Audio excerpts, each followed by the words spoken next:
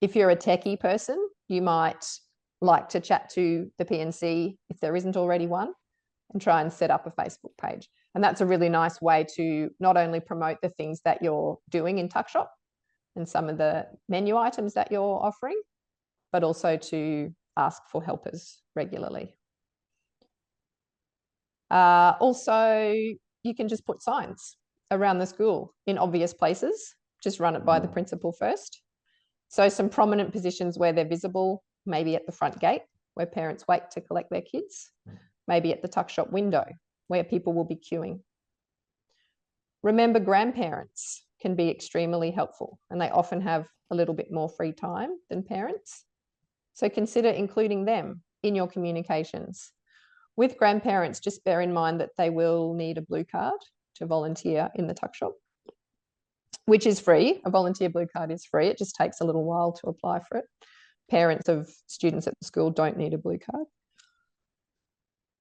You might also like to consider asking if there are students who'd like to volunteer in the tuck shop. Probably older primary school or high school students would be most appropriate. Discuss it with the management first and then decide how many students and what age group you think might be best. Also decide which tasks you would like them to be involved with. Remembering they'll only be available before school and during break times.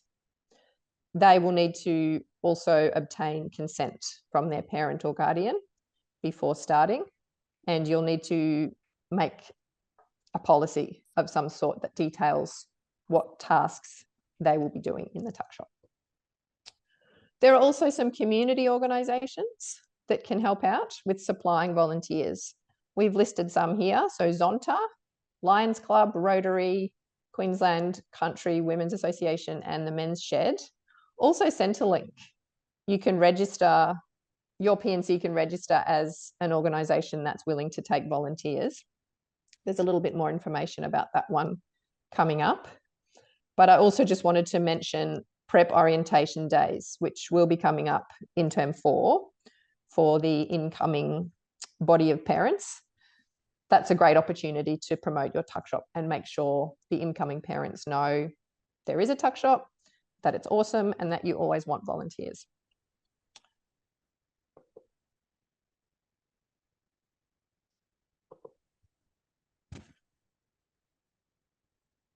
So a little bit more information about Centrelink.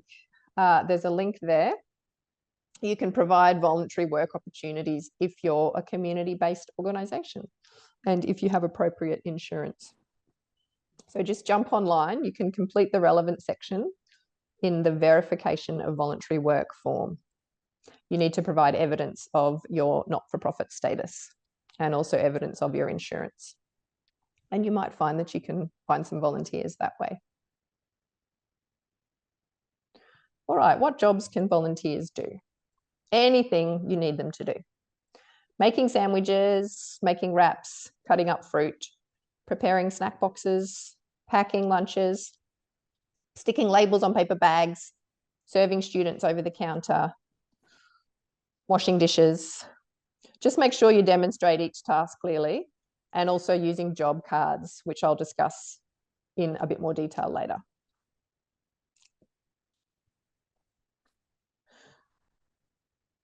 So providing a thorough orientation on the first day for a new volunteer can not only help you in the long term, it also helps the volunteer feel like a valued staff member. Give them your time and attention and get it right at the beginning. Use a checklist to make sure you cover everything with each new volunteer,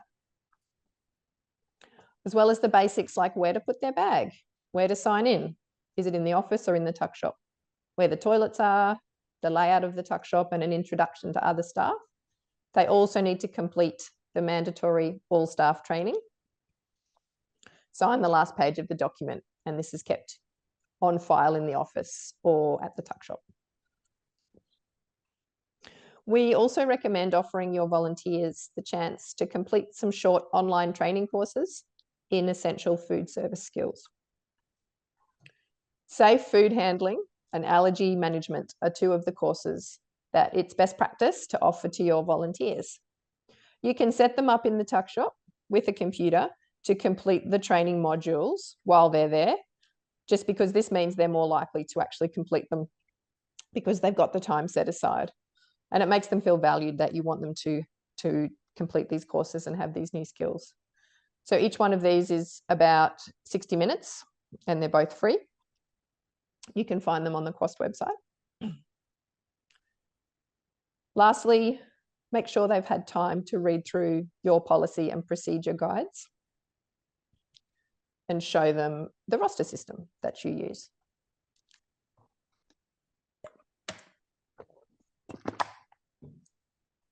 So on the topic of rosters, planning workflow and navigating busy periods is easier if you know how many helpers you will have.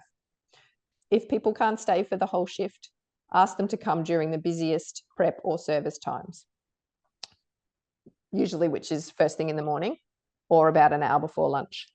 So just prioritize the times of highest need first and fill those first. All right, there are many different platforms that you can use for your roster. You can use a paper roster where people just fill their name in. You just need to decide where to keep it.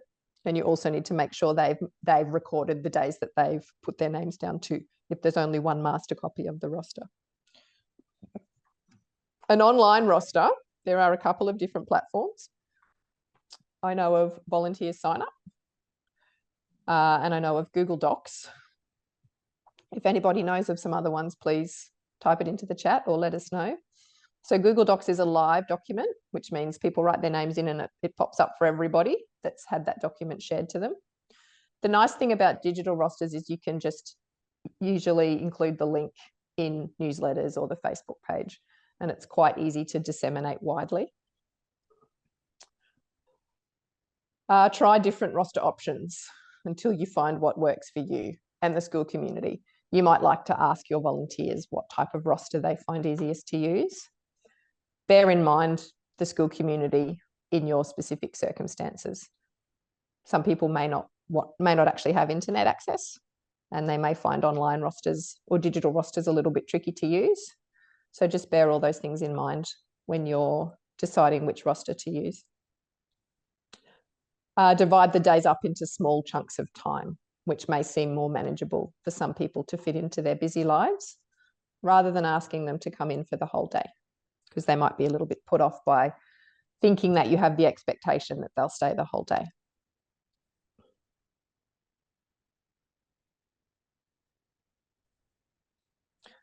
So once you've got some people on your roster, how do we use these wonderful people? We need to keep them busy to make them feel needed and valued, but make sure that you give them breaks. Okay, so I know that if volunteers come in and they feel like they're not useful, they may not want to come back. So create a daily schedule, print off multiple copies to display around the tuck shop. This helps volunteers to understand the way that a day in tuck shop is going to run, and some may be able to move on with tasks accordingly. So it gives them autonomy. Like I said before, back to the job cards. So these are step-by-step instructions and photos for how to make each individual menu item. And you laminate them and you put them around the tuck shop. And this helps volunteers to understand the way to make and assemble each item. This way, the volunteer doesn't feel like they have to keep interrupting the convener to ask questions every step of the way. Even though as conveners, we don't mind questions, we know from talking to volunteers that they are reluctant to keep asking, as they feel like the conveners are so busy and they don't want to interrupt. So include photos of the finished product. This can really help when you have volunteers for whom English is their second language. We do have lots of templates on the Quast website, which members can access and print off, that show you what a job card looks like and what the daily schedule looks like. If you have enough bench space in your tuck shop, you can allocate volunteers to various stations around the room during the prep period. For example, one person's on sandwiches and wraps, one person might be on fruit salad and popcorn, for example, making sure that you're giving them tasks that suit their capability so they feel like they're doing them well. So getting them to come back again. Your time and orientation on day one to make them feel at ease is really the most important factor here. Providing that detailed orientation. Secondly, make sure the tuck shop is a fun and welcoming place. That goes without saying that people will want to spend time there. So think about whether you want to have music playing quietly in the background, brighten up the walls with some pictures and posters of food and nutrition ideas, maybe some artwork or thank you cards from students, displaying those around on the walls. Provide tea, coffee, biscuits, and making sure there is time for a break. Consider some kind of an incentive scheme, if you like. So something like a free lunch for their child when they're volunteering in Tuckshop, or for themselves. Discuss this with the P&C or the school management first. Decide what you think will be the most appreciated and then promote this incentive. Sometimes we find that if it's a free lunch for the volunteer themselves, they just don't eat it. A lot of volunteers bring their own snack, or maybe they're just working a couple of hours and they feel like they don't deserve it. So sometimes the free lunch for their child can be quite nice and appreciated. Keep the space organised so it's easy for volunteers to find the things that they need. Encourage students to use appropriate manners and make sure you model the same. Trying to have a gossip-free workspace as much as possible so that everybody feels safe and welcomed.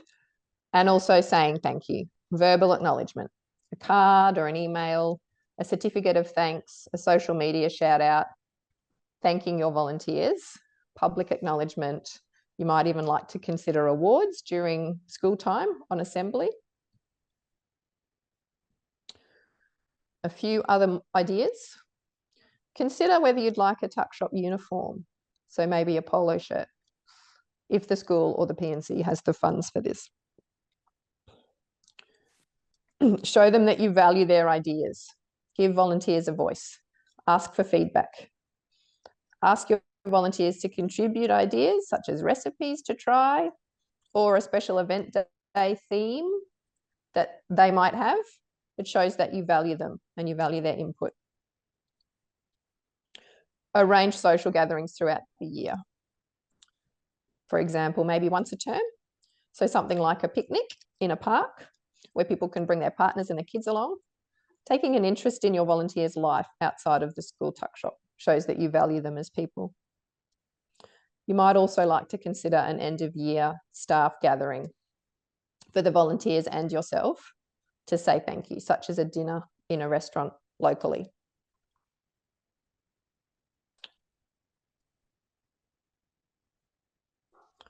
All right, so if you've tried all of these strategies, you've given it a really good go and you still find that your requests for help go unanswered, there are a few things you can try to keep the tuck shop running as smoothly as possible without volunteers. Firstly, make sure your menu isn't too large. Go through each section of your menu and remove items that are time intensive. Simplifying and streamlining your menu can really help it to be manageable without any helpers on the day. Consider whether offering a daily meal deal might work in your situation. So reduce the number of other items available on the menu and focus your efforts on just one main meal, which you can bundle together with a snack and a drink as a meal deal. That's just one bulk cooked menu item per day. There are some sample meal deal ideas and also some sample menus for QUAS members on the website.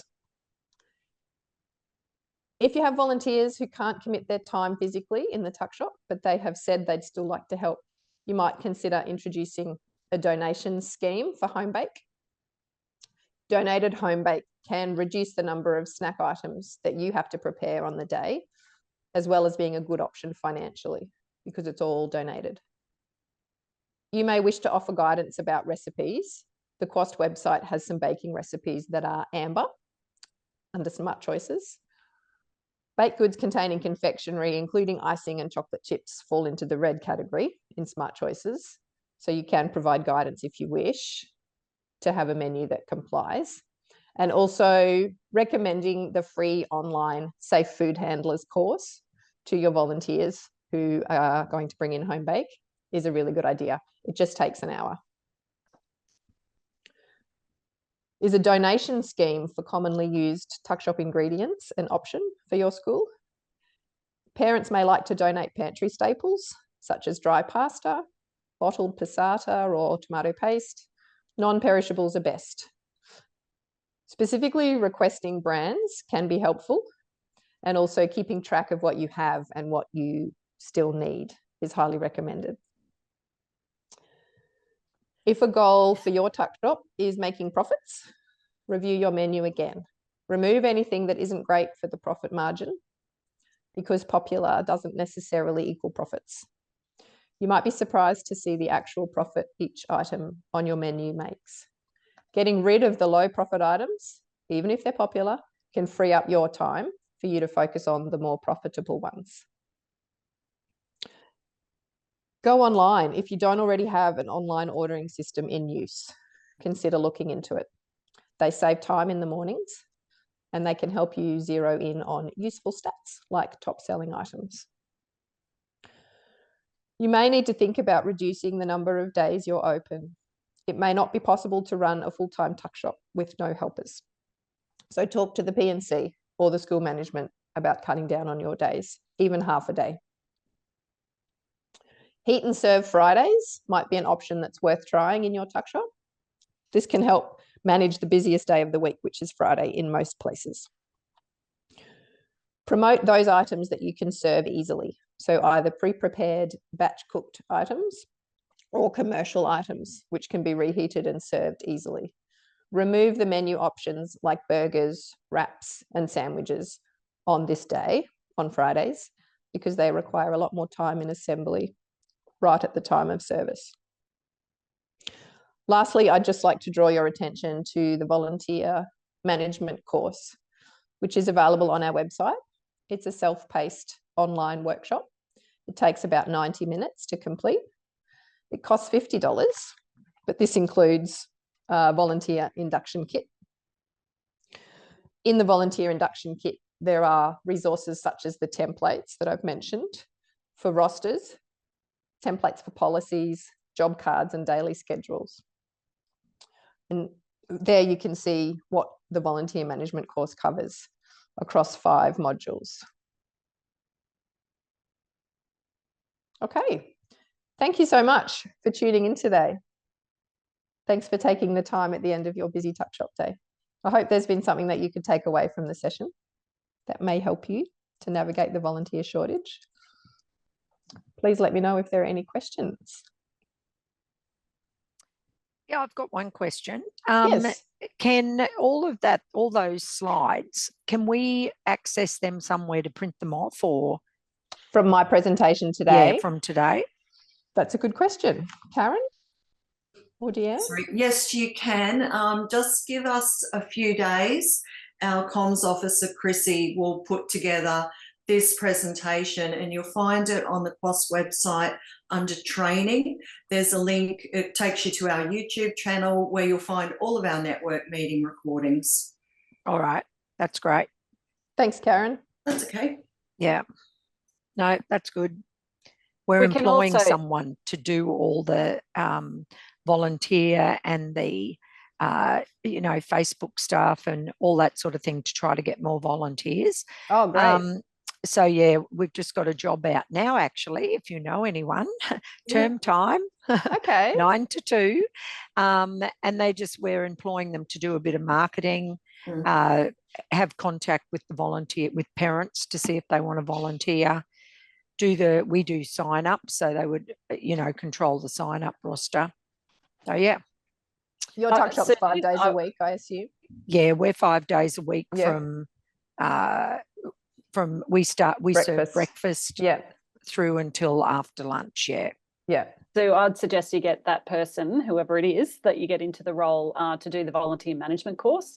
that would Right. be a really good place to start for them. Do you know what? And- I wrote that down here, $50 volunteer Yeah, yeah. management course. Yeah. And even if you wanted to do it together with them or someone else who works in the tuck shop, it's always good for more than one person. You can all Yeah. view that course and go through it together. Yeah. And part of it will be to develop a bit of an action plan. So Yep. and that's probably the first port of call for you guys. And in Yeah. terms of the presentation, we can convert it to a PDF and we'll send it out to everyone who registered for the meeting Course. today. Okay. But it will be, I'm just going to share my screen just to show everyone. Oh, you're not still screen sharing, are you? No. Me? I can stop. That's, yep. So Yep, stop. can everyone see that? Yep. See that screen. So this is our website. So if you go to training and events across the top, network meeting recordings. So you click on that one and all of the network meetings that we have delivered up until this date are available there. So you just basically, well, that one, because we had an external supplier at that one, you have to email, but otherwise you just click on the watch video and it comes up with the YouTube video. So Right. yeah. Yep. No, that's good. Thanks, Liz.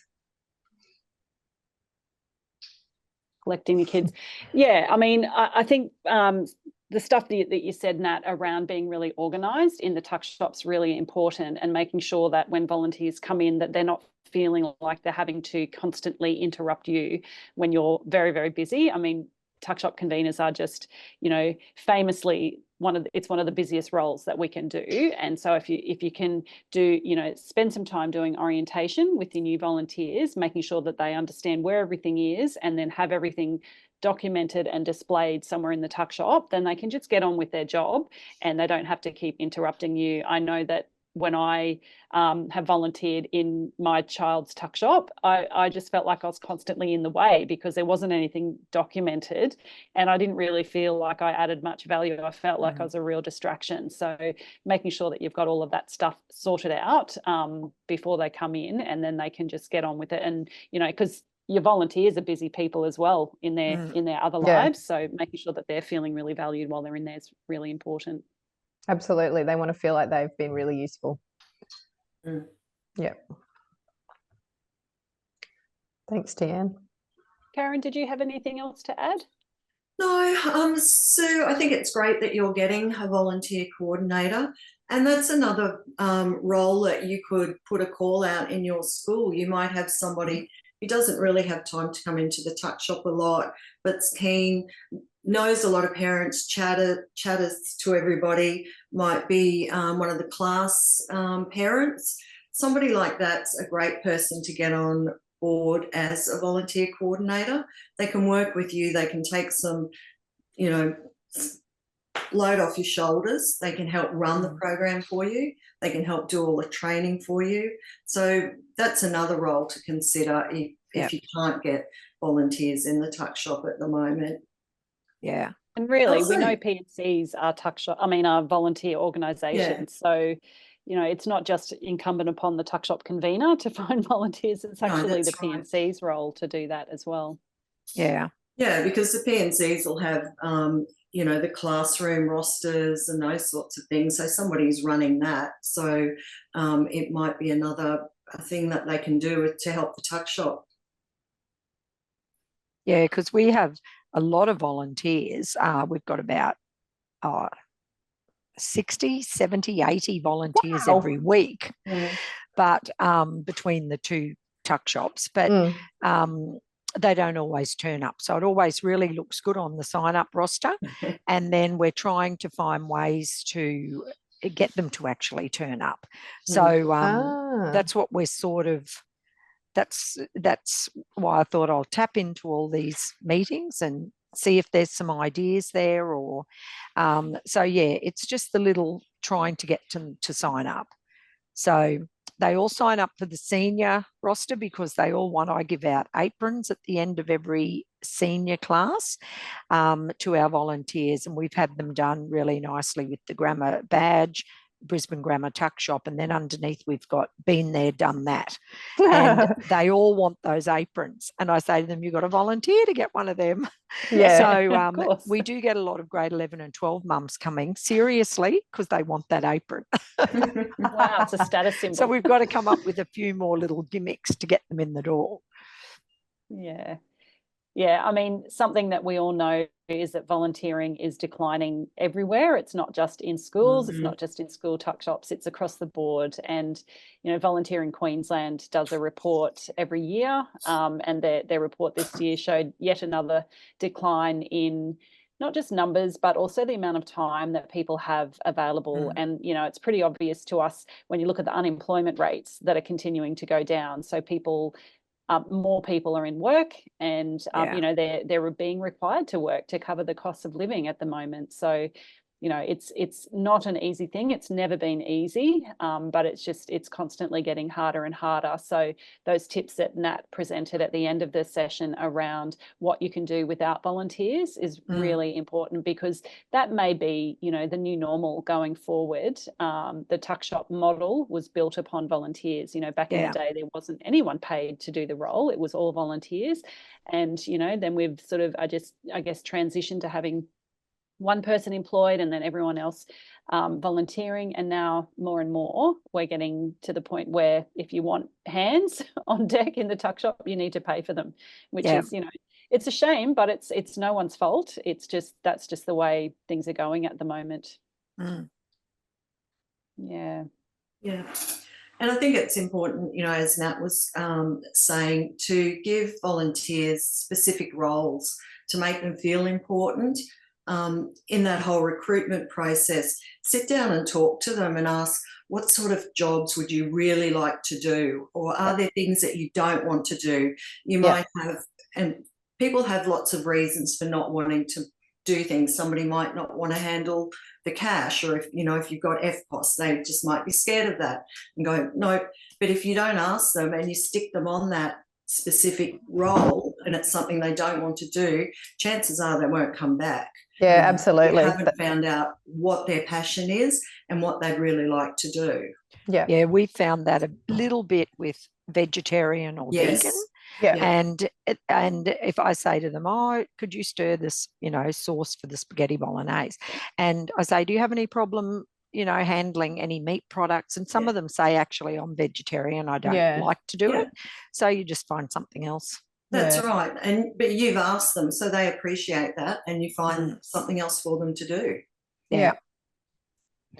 Never turn anybody away. I had a lady who couldn't really read much at all, and she also was fairly deaf, so she couldn't hear, and she had a knife phobia, so she couldn't use any knives. But she couldn't handle cash because she couldn't figure out the change. She came every single week, twice a week. We found things for her to do. Because she took the time to talk to her, and she appreciates that. She wouldn't be embarrassed coming and absolutely. I don't know how to read that recipe. Because you already knew that was an issue for her. Or can't read the stickers on the bag. So that's right. We figured it out. They're all important things to do. And I think if I know, as Deanne said, volunteer numbers, you know, people are struggling everywhere for volunteers, but sometimes it's good to sit down if you're losing volunteers or people are coming once and never coming back, to sit down and really have a look at why. Is it something that's happening in the tuck shop? May very well not be, but there just could be something that somebody else might pick up on. If you can have a chat to some of those people, go, look, you know, would you mind telling me why you decided not to come back? Is there something that we could do to change your mind? So it's important to have those hard conversations. I know we all think we want to have the perfect workplace, perfect place to volunteer, but sometimes that's not reality. So it's good to have a look at why that might be. Okay, I've written that one down. Pick their brains, definitely. Yeah, we have lots of mums who English is their second language. But we I have everything on laminated cards with pictures. So Great. this is how the sandwiches need to look. Yeah. We have I've got everything on a big whiteboard, approximately what time we do everything. Yeah. A lot of them can read English, but can't necessarily speak it very well. So that sort of really works for us. But and they seem to come in groups with their friends, which is really good. And awesome. Yeah. they're happy to chat amongst themselves, and no one gets offended by it. They just get the work done. Yeah. It's a social occasion for them. Yeah. Very good. Okay. Do you get them to share any of their recipes? Yeah, most of our Asian, Chinese mums, of which we have a lot, they just say straight out, we don't eat sandwiches. We don't know how to make them. Yeah. And they just say, I'm no good at that. Don't get me to do that. And some of them, a lot of them want to know, where do we get our sushi from and what we could get as an alternative. Someone suggested we do rice paper rolls, and we've brought that in. We've started doing that. Are they rolling them? No. They would. But no, they're very easy to get on with. You just give them pictures and you explain and you show them, and they just follow along and do what you ask them to do. And they're happy to come in because they've usually got their child here at school and they've come to live here, so they can come to school here at Grammar, and they don't really know anyone else. They have a very tight-knit group of friends, and they all come together and they turn up every single 4 weeks on roster. We couldn't do it without them. Wonderful. They're amazing. Yeah. Some that's come back fabulous. even after their child's finished school. They still come back because they love doing it. So which we're open to that. So they just get a blue card and they're right to go. They can come back. So Fantastic. Good. All right. I don't think I have any Thank others, you. but that's really good that where you showed me how I can go and look at all the training modules, because I'll pass that on to whoever takes the job on to, do the coordinating. So, which there'll be some really good info there, I'm sure. And in the resource section, Sue and everybody else, there is a section on volunteering. So you will find a lot of information in there as well. All right. Okay. In the resource, I'm writing it down. Under resources. There's a specific volunteer section. Okay. That's great. Excellent. Okay. Thank you. Did anyone else have any questions or comments, ideas? Helpful comments for others, things that have worked for you in your tuck shop? Just got a quick question. We struggle to get volunteers. We have about 880 students at our school. We're at the stage where we're looking to employ a casual. We've got 2 paid staff, myself and an assistant. Looking at getting a casual a couple of days a week.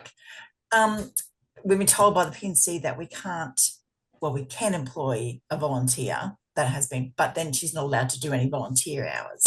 Is that correct? Like if she gets paid work for 2 days a week, is she allowed to volunteer for the other 2 days?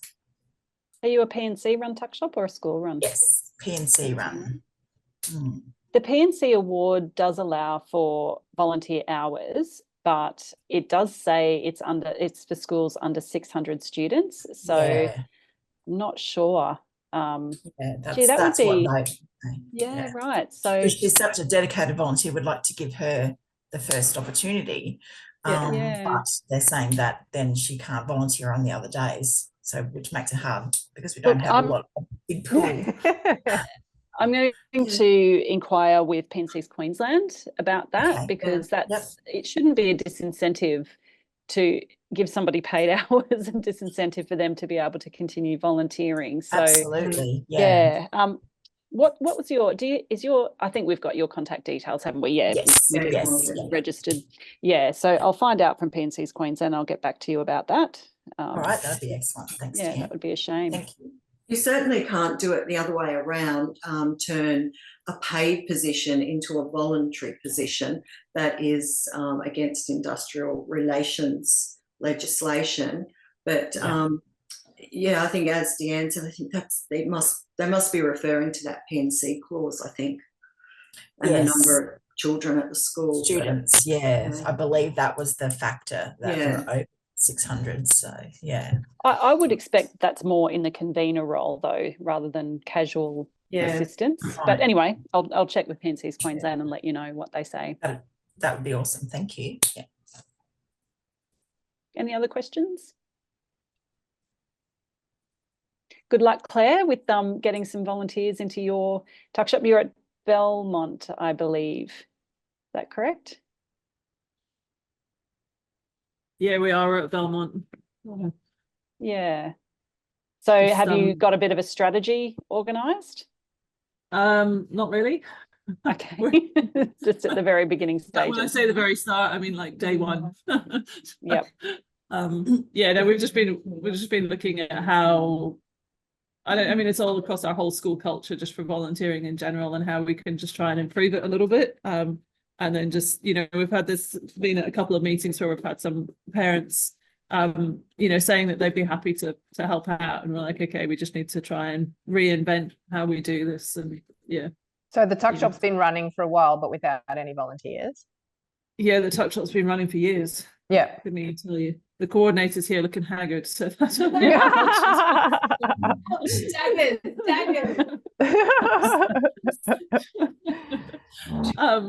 but yeah, no, we've been running for over probably about 10 years, I would say. And I think, you know, volunteers have kind of come and gone during that period as to whether, you know, our reliance on them. We have one permanent part-time staff member and then 3 or 4 casuals that we sort of cycle between. Okay. Yeah. And then I guess the other thing that started for us this year is we've taken over the OSH program at our school, and so the tuck shop are catering for our OSH as well. So that just adds another element to it. That's a high workload. Yeah, wow. Yeah. But it's good. It's good. It's trying to build efficiencies and just trying to keep. It is good. Right, coordinator saying, "Is it good?" But no, it's trying to think of efficiencies and like how we can, yeah, you know, because we buy one piece of equipment and it does for 2 services and that. So.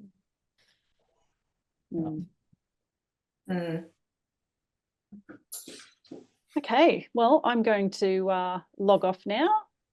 So I'm not sure if anybody else had anything else to say. Nope.